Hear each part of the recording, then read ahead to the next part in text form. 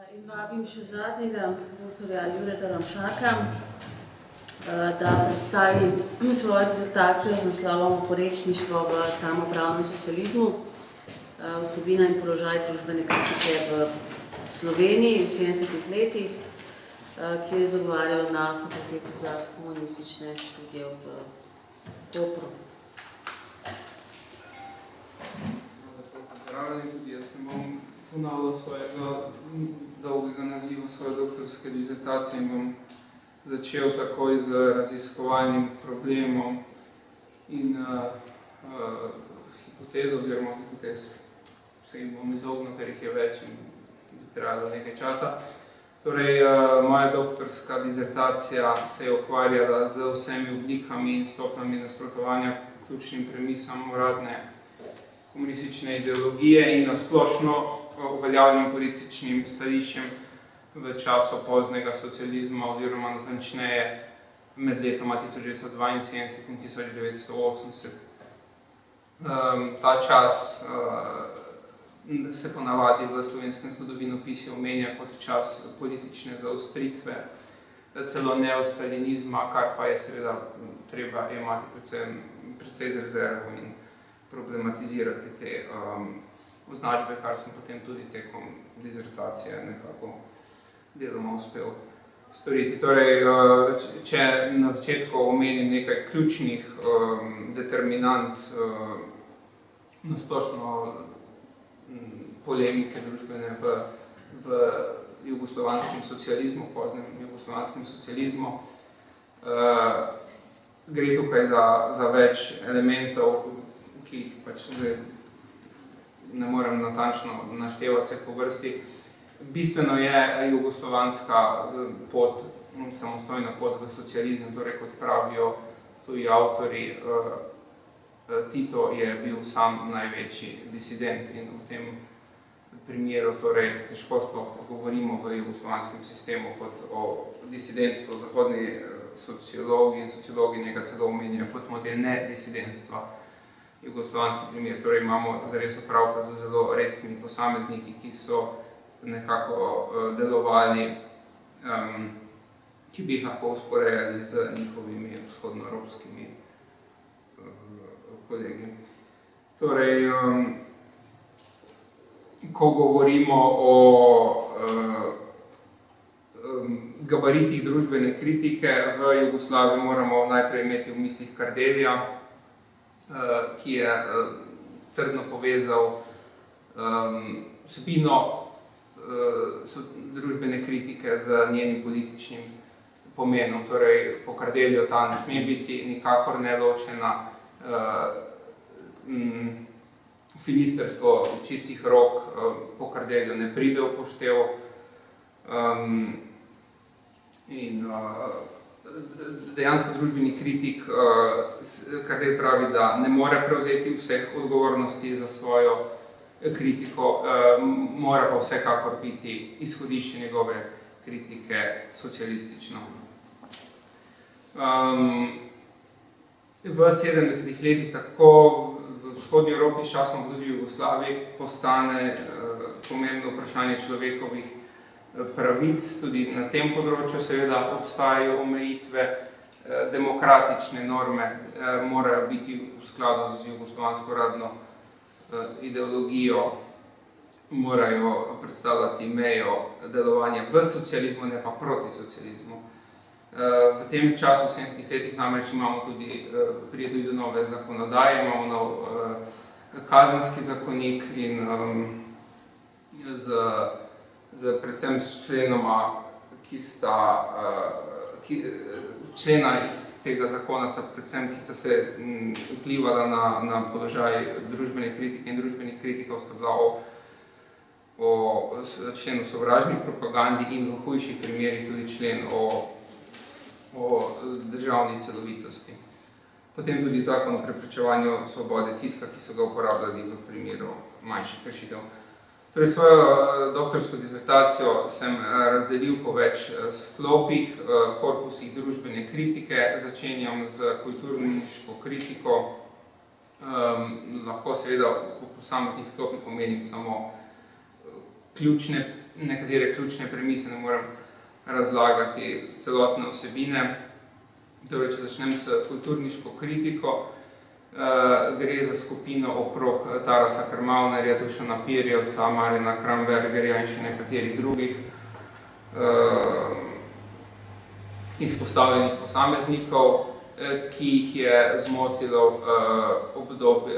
zmotil obračun z liberalno politiko Staneta Kavčiča in ta novo smer političnega razvoja so razumeli kot vrnitev k stalinizmu, oziroma kot so rekli, pomeščanje stalinizma, torej za njih je bilo to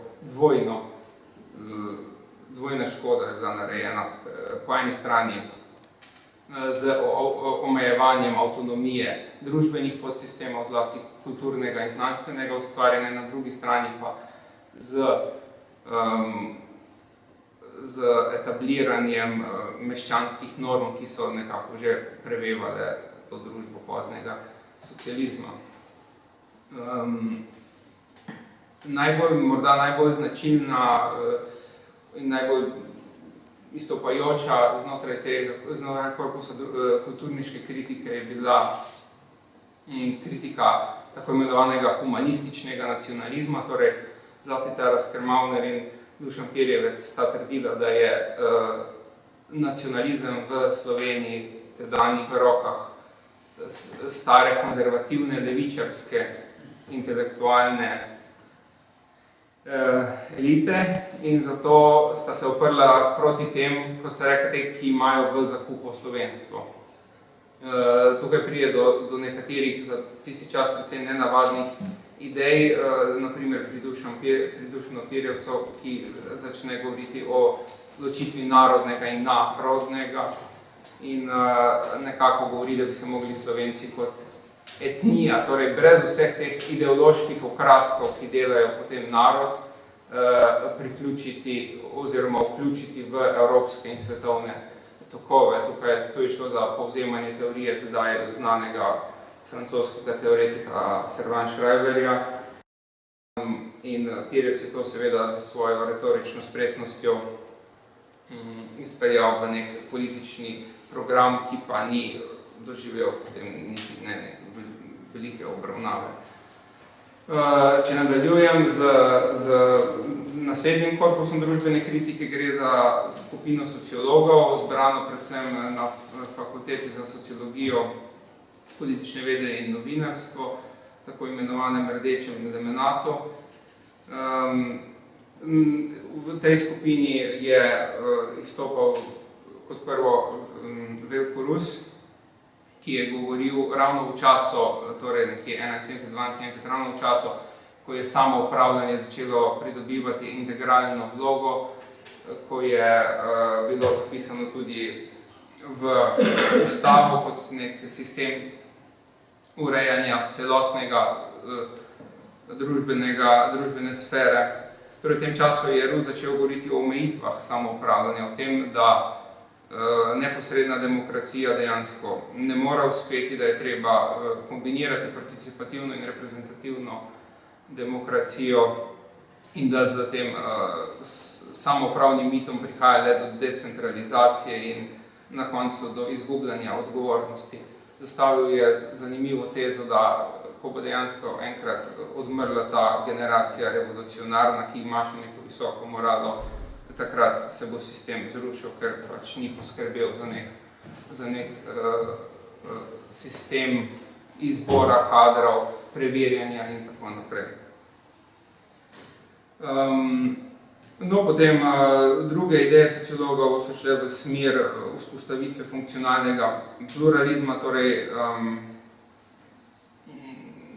da bi imeli na vrhu več skupin, ki bi med sabo nekako tekmovale. Zelo podobna ideja je bila tudi ideja o konfliktnih skupinah, ki se naj institucionalizirajo. Tu je šlo morda nekako potem za odmev tudi dogajanja v vzhodni Evropi, kjer imamo zametke prvih neodvisnih sindikatov, ki bi delovali izven kontrole partije. če nadaljujem z potem naslednjo skupino, ki je bila študentska, predvsem nosilec te kritike je bilo študentsko gibanje pod izrazitim vplivom zahodnoevropske nove levice. To gibanje se začne v Sloveniji z malenkostnim zamikom, torej nekako v letu 71-72 imamo vrhunec tega gibanja, ali je po svojih idejah je predvsem podobno beograjskemu študentskemu gibanju, ne pa tudi zagrebškemu, ki kot vemo je šlo v smer nacionalizma. V Ljubljani obstajajo študenti zelo internacionalno usmerjeni, njihova kritika je podobna kritiki, denimo pariških študentov ali ameriških ali zahodno-nemških. Najprej začnejo z obsodbo, seveda kritizirajo ameriški imperializem in takoj zatem potem najdejo tudi Jugoslavijo, ki pravijo, da služi kot nek lakaj temu imperializmu. Iz te kritike potem preidejo na kritiko notranjih jugoslovanskih razmer in se začnejo spraševati o ostankih stalinizma, o kultu predsednika Tita in nasplošno potem o vlogi partije, o njenim pomeščanju, kot so rekli. In odtod potem pridejo na dejansko kritiko te poznosocialistične totalitete kot takšne. Torej, to je precej pod vplivom zagrebško-beograjske filozofske šole Praksis in njihovega marksističnega humanizma. Zastavijo torej to totalno kritiko, ki spet v mnogo čem korespondira z stališči glavnih teoretikov nove levice, predvsem z idejami Herberta Marcuseja. Z institucionalizacijo študentskega gibanja tam nekje v začetku leta 1974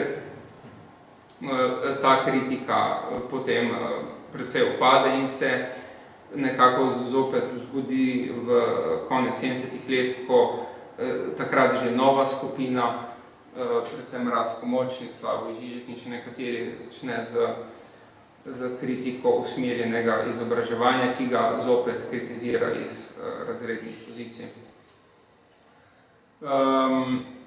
Potem naslednja skupina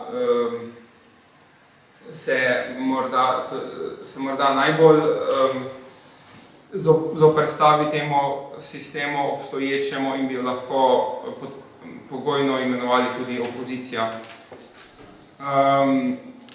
Gre za skupino okrog Edvarda Kocbeka in nekaterih njegovih najožjih sodelavcev, ki začnejo z razkrivanjem dotedanjih tabujev v zvezi s povojnim prevzemom oblasti, poboji in tako naprej. To razkrivanje poteka predvsem na straneh tržaške revije Zaliv. Potem kasneje se je izkazalo tudi, da so sicer v zelo ozkem krogu pripravljali tudi program osamosvojitve in demokratizacije Slovenije in tako naprej. V ostalih njihovih delih takrat pa lahko zasledimo kritiko nasplošno marksizma, socialistične družbe, njenega vpliva na intelektualno delovanje in tako dalje. Morda najbolj izpostavljena kritika pa je bila kritika položaja vernikov v tem času. Lotijo se jo predvsem teologi, ki so delovali takrat na teološki fakulteti. Gre za vrsto odprtih vprašanj, začenši z vprašanjem nevtralne šole. Dejansko so pristajali na socialistično usmeritev šole, vendar svetovno-nazorsko nevtralno. O tem se potem odpre velika polemika, ki traja tja do 80-ih let, do konca 80-ih let. Podobno tudi glede vprašanja vernih učiteljev v šolah, ki jo potem nekako solomonsko rešijo z izjavo SZDL iz leta 77, ki nekako dopušča delovanje vernih učiteljev v šolah, če s tem ne pridejo v konflikt sami s sabo in ne ogrožajo smotrov temeljev socialistične vzgoje. Torej, če na koncu poudarim nekaj sklepov, lahko povem, da je ta politični okvir torej obračuna s partijskim liberalizmom in soslednega razvoja samoupravljanja na vseh ravneh dejansko le delno vplival na stanje družbene kritike. Tukaj moramo upoštevati razloge vzroke celotnega povojnega razvoja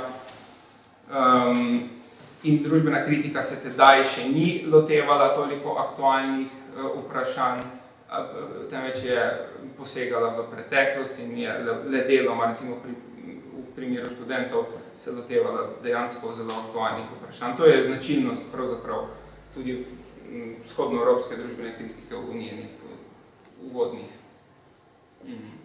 fazah. Družbena kritika je bila takrat zelo zaznamovana z dogajanjem na zahodu, bistveno bolj kot na vzhodu. Ne pride pa še v 70-ih letih do oblikovanja torej, skupin, ki bi se zavzemale za koncepte civilne družbe, kot pride to nekako od druge polovice 70-ih let naprej na češko-slovaškem, poljskem, mađarskem in tako naprej. Torej, kaj nam lahko pove položaj družbene kritike na splošno v jugoslovanskem sistemu? Partija je še vedno držala svoj monopol, vendar predvsem znotraj, na kakšen način, znotraj svojega vpliva v civilni sferi, torej prek založb, društva pisateljev, univerz, habilitacijskih postopkov in tako naprej. Torej, družbena kritika lahko segala le do tam, do teh meja, ki jih je postavila partija. Pluralizem samoupravnih interesov, kot je Kardelj poimenoval tedanji način demokracije, je bil torej bistveno omejen in lahko govorimo o nekakšnem posebnem modelu birokratskega avtoritarizma, ki je še vedno imel neko vizijo družbene utopije, kratkoročno pa je predvsem bil preokupiran z ohranjanjem svojega oblastnega monopola. Toliko bi bilo na hvala.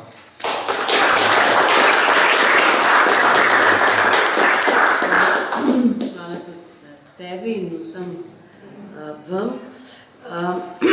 Zdaj, v koncu bi odprla morda še razpravo na temo doktoratov, če so se slučajno ob tem kakšno vprašanje pojavila. Ne samo v tvojem, ampak tudi od 7 predhodnih predstavitvah. Ja, delam na tem. Še ne vem. Jaz imam vprašanje za Žigo. Te modeli, recimo Juan Linz, totalitarizma, avtoritarizma, so bili koristni za apliciranje na jugoslovansko, slovensko situacijo ali sploh ne? Ali to sploh nisi se s tem toliko ukvarjal?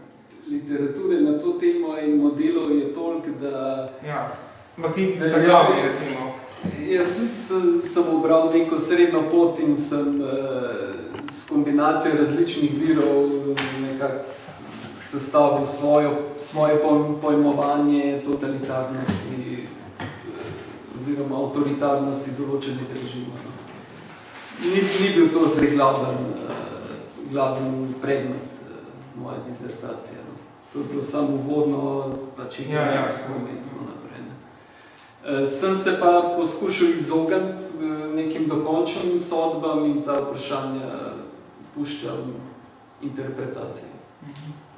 No, za tisto povojno obdobje še verjetno ni toliko dvomov, kot je za kasnejše in za kasneje dejansko Jugoslavijo spuščajo iz vseh teh analiz, ker jim ne paše v Se pravi, sem pa zbil pri nekih enoznačnih pojavljanjih določenih obdobij. Pač treba je najprej ponuditi naplaten raziskave in šele na podlagi vseh teh raziskav lahko neko obdobje označimo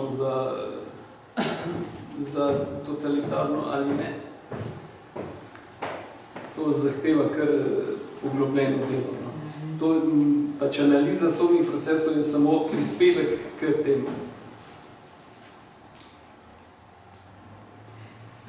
Morda bi tudi jaz imela za vas vprašanje, namreč morda vam je na koncu zmanjkalo časa in niste potegnili paralel med predvojnim in povojnim obdobjem, če bi lahko res na kratko, kaj je pravzaprav sklep, ugotovitev? Vse paralele se ponujajo že med tem, ko sem definiral neke ključne značilnosti represije in samih sodnih procesov v obeh obdobjih. No, ključna, to res nisem bolj na koncu povedal.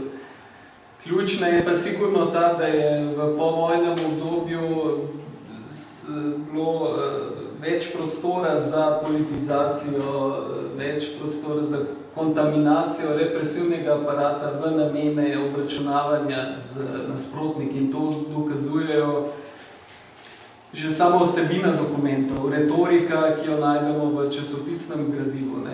Retorika je zelo agresivna, gre dostikrat za totalno razčlovečenje posameznika. Tega v predvojnem obdobju ne srečamo. Tukaj je pa takih primerov toliko, da enostavno se ustvari totalno drug duh časa. In te različni simptomi tvorijo potem, v bistvu označijo to obdobje za veliko ostrejše, kot je pa predvojno obdobje. Ampak, tako kot sem poudaril, treba je vedno gledati sam kontekst, v katerem so se sodni procesi odvijali. Ker to, kar se je dogajalo v Sloveniji, Jugoslaviji, ni samo pač nek izoliran primer, ampak je šlo pač na zahodu so bila tudi intenzivna ta obračunavanja od Francije do na vzhodu je šlo za podobne procese obračunavanja in hkratne izvedbe pač socialističnih revolucij. In to je pomen vsega tega, kar sem predstavil. Kompleksnost. Še kakšno vprašanje, morda na kakšno drugo predstavitev? Potem bi se vam lepo zahvalila za skoraj 2,5 urno pozornost in zaključila ta panel.